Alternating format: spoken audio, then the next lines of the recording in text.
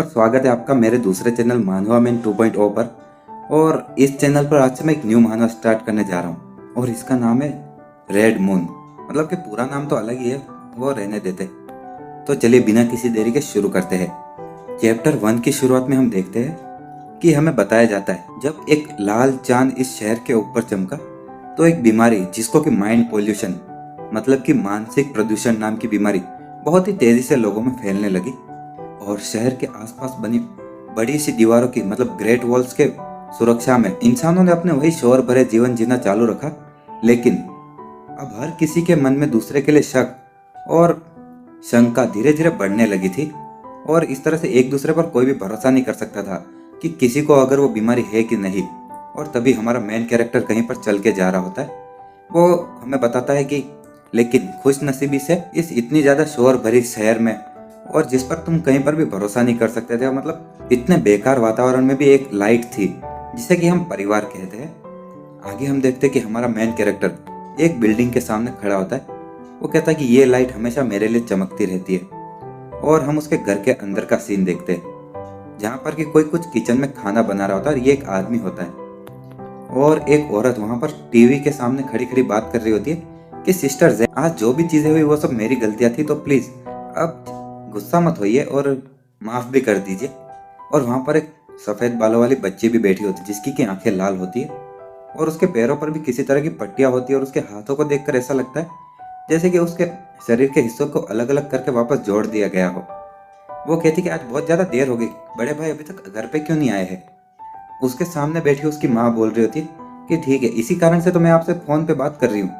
और आगे कहती कि हाँ, मेरे उस ग्रे कलर के स्वेटर का स्टाइल थोड़ा सा आउटडेटेड है, लेकिन आखिर तुम ऐसा कैसे कह सकते हो कि ये बदसूरत है। आगे औरत कहती हाँ, मुझे पता है कि तुमने जोर से ऐसा नहीं कहा, लेकिन मुझे पता चल गया कि तुम मन में क्या सोच रही थी। और आगे वो कहती नहीं नहीं, गलत मत समझो, मैं तो बस तुमसे माफ़ी मांगने के लिए कह रही हूँ। और अब चिल्लाओ मत किसी अनपढ़ की तरह, थोड़े से जिम्मेदार लोग बनो।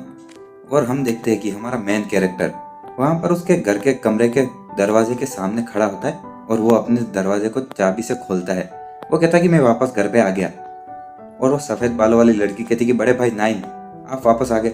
और वो मेन कैरेक्टर कहता कि 17 मैं तुम्हारे लिए वो बियर लेकर आया हूँ जो कि तुम्हें बहुत ज़्यादा चाहिए था। अभी इस कहानी में हमें पता चलता है कि ये लोग अपने एक दूसरे को नंबर से बुला रहे, जैसे कि उस लड़की ने इसको 9 बुलाया और इसने अपनी छोटी बहन को 17 मतलब कि 17 नंबर बुलाया।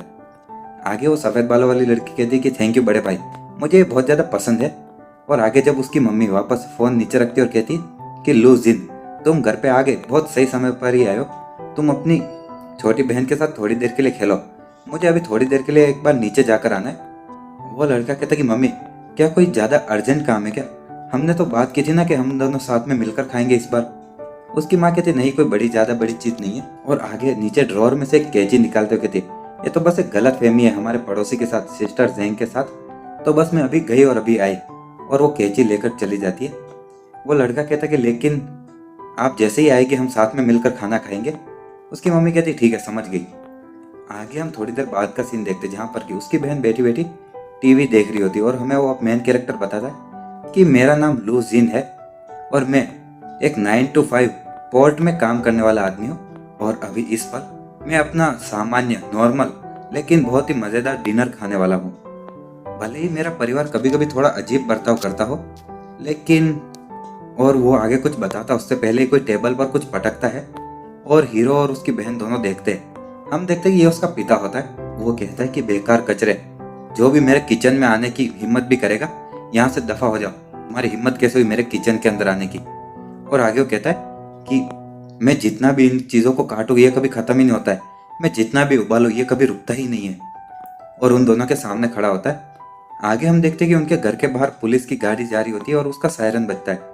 उसका पिता कहता है कि बस सभी को बहस करना ही आता है, एक दूसरे से बस चिल्लाना आता है और बहस करना ही आता है, हम यहाँ पर शांति से एक बार के लिए खाना भी नहीं खा सकते, सबको लड़ाई ही करनी है। और आगे वो खिड़की खोलकर चिल्लाता है कि बेवकूफ़ पुलिस वालों, तुम कुछ भी चीज़ें सॉल्व नहीं कर सकते हो, हमारे बेवकूफ़ पड़ोसी, तुम्हें बस इतना ही पता है कि दूसरों को किस तरह से पूरे दिन घूरते रहे। हम देखते कि मेन कैरेक्टर की बहन उसका शर्ट खींचती और कहती कि बड़े भाई मुझे डर लग रहा है। मेन कैरेक्टर कहता है कि सब कुछ ठीक है 17, पापा कुछ नहीं करने वाले। और तभी दरवाज़ा खुलता है और उसकी मम्मी वापस ऊपर आ जाती है। वो कहती कि तुमने वापस चिल्लाना शुरू कर दिया। और हमारा मेन कैरेक्टर उसकी मम्मी को देखते हुए कहता है कि ये मम्मी के शरीर पर वापस। और उसकी मम्मी आगे बताती है कि इतनी जोर से चिल्लाया मत करो, मैं नीचे एकदम नीचे फर्स्ट फ्लोर से भी तुम्हारी आवाज़ सुन सकती थी। और आगे जब हीरो वो देख रहा था वो बताता है कि हीरो कहता है कि आज फिर से मॉम के शरीर पर बहुत ज़्यादा खून के निशान लगे हुए हैं। आगे वो कहते हैं कि हमेशा तुम बहुत ज़्यादा बकवास करते रहते हो और हमारे पड़ोसियों के बच्चों को डरा देते हो। उसका पिता कहता है कि भाड़ में जाए बच्चे, सब लोग मरना ही डिजर्व करते हैं और कुतिया तू भी मरना डिजर्व करती है। आगे मेन कैरेक्टर की मॉम कहती है कि हाँ सही कहा, तुम्हारी नज़रों में तो हर कोई मरना ही डिजर्व करता है, सिर्फ तुम ही हो जो मरना डिजर्व नहीं करता और जिंदा रहना चाहिए ना। उसका पिता कहता है क्या कहा तुमने?